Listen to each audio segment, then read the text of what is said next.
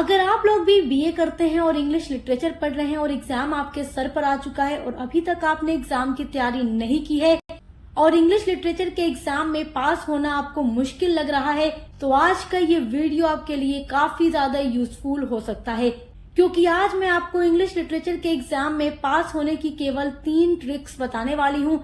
इन 3 tricks को follow करके आप अपने इंग्लिश लिटरेचर के एग्जाम में बहुत अच्छा नंबर गेन कर सकते हो।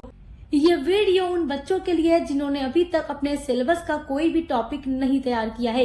तो एग्जाम के 1 दिन पहले 2 दिन पहले आपको मैं बताऊंगी कि आपको कौन कौन सी बातें ध्यान में रखनी है और किस तरीके से आप अपने इंग्लिश लिटरेचर में पास हो सकते हैं।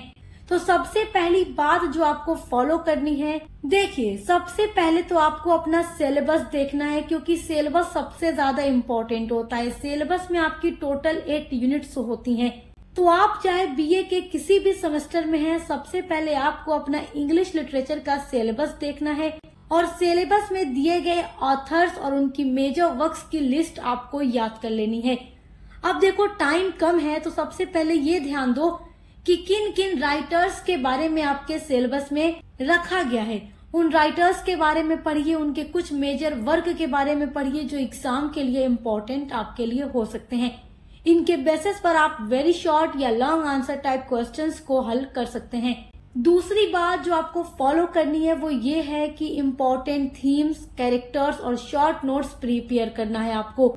आपके सिलेबस में जो भी ड्रामास दिए गए हैं या पोएम्स दी गई हैं, नॉवेल्स दिए गए हैं, तो उसमें कोई ना कोई थीम जरूर होता है। तो आप एक बार केवल थीम्स को रिवाइज कीजिए। जो मेन कैरेक्टर्स हैं उनके नाम याद रखिए, क्योंकि कैरेक्टर्स का नाम याद होगा तो आप उनके बारे में बनाकर लिख लेंगे। और देखिए जो चैप्टर्स की समरी होती है उसका थोड़ा बहुत आइडिया आपको होना चाहिए। 1 दिन 2 दिन पहले एग्जाम की तैयारी करने के लिए समरी इम्पोर्टेंट होती है। अगर आप समरी की वीडियो सुन लेते हैं यूट्यूब पर, तो उससे क्या होगा कि आपके माइंड में वो चीज सेट हो जाएगी 1 दिन पहले आपके एग्जाम के, और एग्जाम में जब भी कोई उससे रिलेटेड क्वेश्चन आएगा तो आप उसको बनाकर लिख पाएंगे। बीए के एग्जाम में आप लोग अपनी कॉपी बनाकर लिख सकते हो। बस ये मायने रखता है कि जो क्वेश्चन आपका पूछा जा रहा है आपका आंसर उससे मैच करते होना चाहिए और आंसर में हेडिंग जरूर होनी चाहिए। तो जो आपके थीम्स, कैरेक्टर्स होते हैं उनको याद रखिएगा, उनके बारे में थोड़ा बहुत लर्न कर लीजिएगा, क्योंकि ये लॉन्ग आंसर्स में आपके काफी ज्यादा काम आने वाले हैं। अब तीसरी बात जो आपको याद रखनी है और फॉलो करनी है वो ये है कि प्रीवियस 3 से 4 सालों के क्वेश्चन पेपर्स आपको देखना है, क्योंकि कई क्वेश्चंस ऐसे होते हैं जो बार बार हर साल रिपीट होते रहते हैं। अब आपके मन में एक सवाल आ रहा होगा कि मैम हम पिछले 3-4 सालों के पेपर को कहां से देखें, हमारे पास तो कोई पेपर ही नहीं है।